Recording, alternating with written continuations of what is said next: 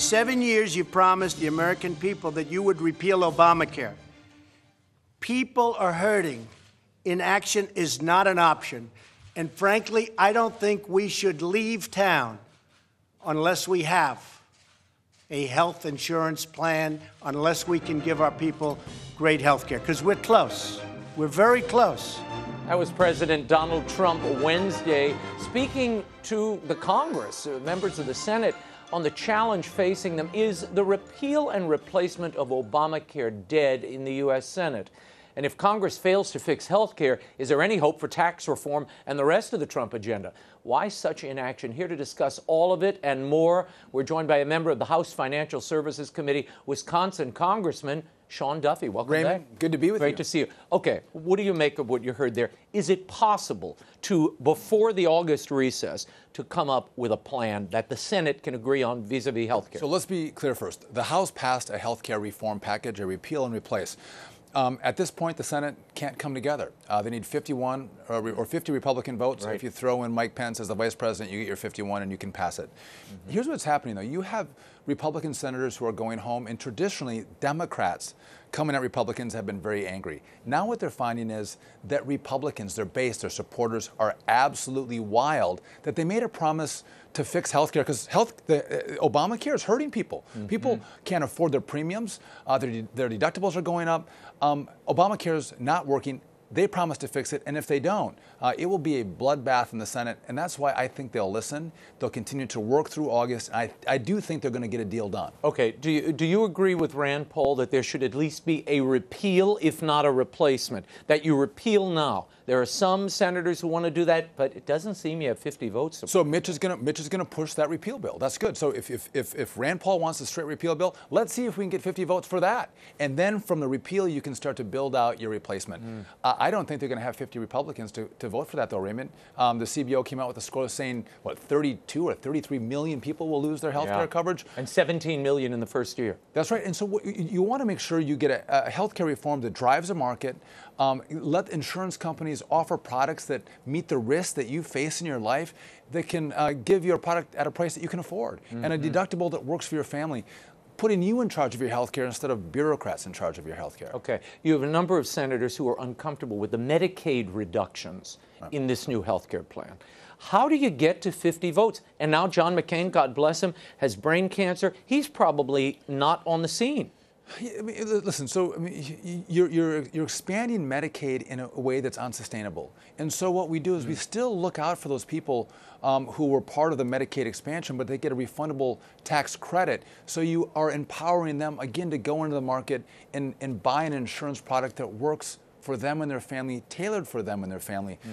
So no one's being left out in the cold. People are still being taken care of, but we're trying to drive a market because we know that markets, the competition, give better results than government-driven programs or policies or healthcare. But Sean Duffy, you know as well as anybody, it's an entitlement now. It's an entitlement program, and people quickly get addicted to these things. Look at the poll numbers. 90% of Democrats, 82% of Republicans supported allowing young people to stay on their parents' plan. 89% of Democrats, 77% of Republicans approved the elimination of out-of-pocket expenses for preventative care.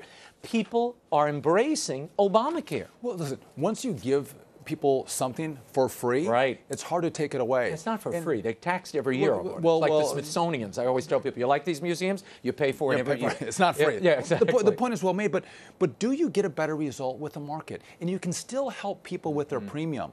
You still take care and look out for people, but you get government out of the way, Raymond, and that's the main driver here. And it takes courage to make the argument that the private sector works better than government, and these senators have to get their hands around, how do we come up with a compromise? And it's not easy because, I mean, you have very moderate Republicans and very conservative Republicans, and that's why they need to get locked in a room, a lot of coffee, figure it out.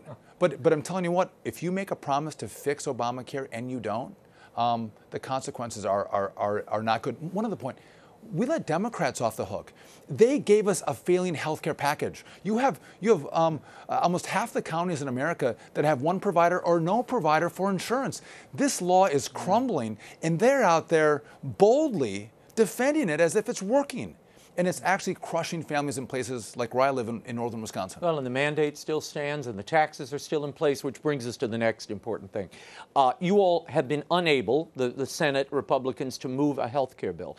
Now, the House is presenting a tax reform plan. How do you reform taxes when 17% of the economy is health care and you haven't done anything with those Obamacare taxes? So you got to give me 1 second. So, Okay. so what happens with tax reform is that you need health care reform to go first, and here's why.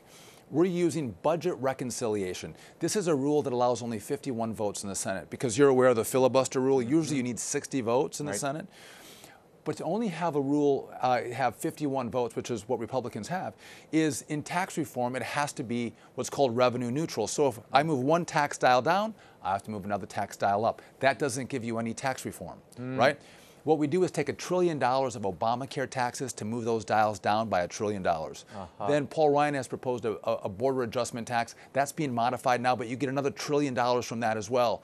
So you're able to move the tax codes down by $1 trillion, sticking within the rules of budget reconciliation. And that's how you lower those. That's how you lower the overall tax rates. The corporate rates and the individual rates. We're playing by Senate rules that I think are stupid. So two things have to happen. But it's the only way to get it through. If you want with tax 51 reform, votes. there's two ways to do it. Get health care done first, number one, or the Senate has to do away with the filibuster rule, let a simple majority rule, then they can have wholesale tax reform and actually get this done. And listen, the filibuster rule gives senators a lot of power, and that's why I don't think they're going to give that up. I want to play this for you. This is Diane Black. She's the chairman of the Budget Committee. Here she is rolling out the House budget plan. Watch. We're about 85% there. There's still a few things left to do, but I think we're going to have tax reform by the end of this year. Are you really 85% there? What does that mean? I don't know what that means. The real question is, where are you with health care reform? They might have 85% of an agreement done with Republicans, but that agreement is contingent on health care being concluded in the Senate. So we will not see any advancement of that budget bill until health care is settled in the Senate. So the bill may advance through the House, but it will not pass in the Senate in regard to tax reform unless health care is done first. Listen, this is mind-numbing stuff that we have to deal with. No, it's important stuff, though. But it's, and I don't think people understand. People go, well, why don't you do taxes first? You all agree on it. You're going to grow the economy. Because we're dealing with Senate rules that mean health care have to go first, and this revenue neutral provision of the Senate rule. Yeah. I want to run something by you here. I know you're going to adjust the tax rates, lower many of them.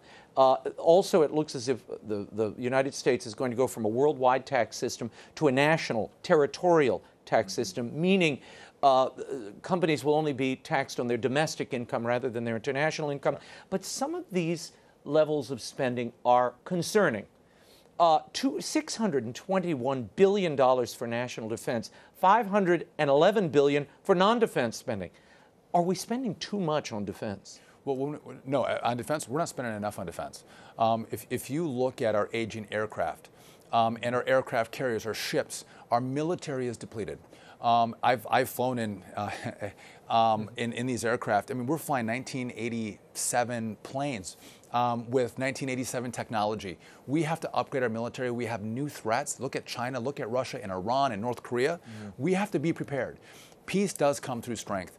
And I would argue we probably don't have enough going into our military. But we have a $20 trillion debt as well. And where do you make up the difference? What we have to do, Raymond, is if you start to cap the non-defense discretionary spending and you grow your economy. Growing the economy is what really helps us make up the difference in these massive deficits and helps us reduce the debt. And that means you need healthcare reform and tax reform to get that. Okay. 6 months into the Trump presidency, there are some handicapping this, saying nothing's been accomplished. He has no major accomplishment on the table. You would say what? Fake news. Here's the deal. Donald Trump, look at the bills he's passed. We've rolled back 12 of the Obama-era regulations. Keystone Pipeline has been approved. Your border is secure, or far more secure than it once was. Yeah, and the numbers of people crossing are way down. Way down. Look what's happening with ISIS. We're crushing ISIS because Donald Trump gave permission to the military to accomplish its job of crushing them, and he wasn't making decisions out of the White House. Unemployment is down. The stock market is up. People have more opportunity. There's reinvestment happening in America because what the business community sees is Donald Trump is getting the politics out of the way and the regulation out of the way so they can run their businesses and be less concerned about government. And that's exciting. So it's not all legislative victories as far as you're concerned? It's not all legislative victories. There's some. But the biggest issue that's consumed our time has been health care. And that takes months. It took Democrats a full year to get this done. It's taking us time too, but it's consumed the agenda. But Donald Trump has done a lot of things to roll back the regulation from Obama, which set our business community free, which in the end, Raymond, that's important for our families because there's more money to pay higher wages, there's more opportunity and more jobs. So if you have one job that you don't think pays enough and you're worth more, there's more opportunity for you to go and apply for a new job with more money and more opportunity. In our final moments, what would you advise President Trump to move a piece of health care legislation? Should he be doing rallies around the nation? What else should he do that perhaps his predecessor did well on the legislative side? So 2 points. One, he's the executive. We're the Congress. The Congress has to do its job.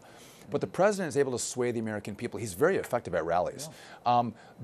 George W. Bush and Barack Obama were brilliant at rallies to drive their agenda. I know he's doing one every 2 weeks. He should be doing two every week, talking about the agenda, why it's important for the American people. He feeds off that, but it also drives the message outside of a media for the most part, that doesn't really like him and doesn't want to talk about his accomplishments. He's able to get around them and talk directly to the American people, and he's not doing that enough. What do you make, finally, of this Charlie Gard giving that little baby who needs care in the UK legal citizenship, he and his family? I saw that moving through Congress this week. Something you support? Absolutely brilliant. But the Charlie story in the UK is interesting for us as Catholics. Are we in control of our family? Universal health care, all of a sudden your government and your bureaucrats are making decisions about life support and whether you can take your baby home or whether you can take your baby to America for experimental, potentially life-saving treatment. This is in the purview of the family, and we've seen over there that it's now in the state. We do not want that to happen here. Representative Sean Duffy, thank you for being here, as always.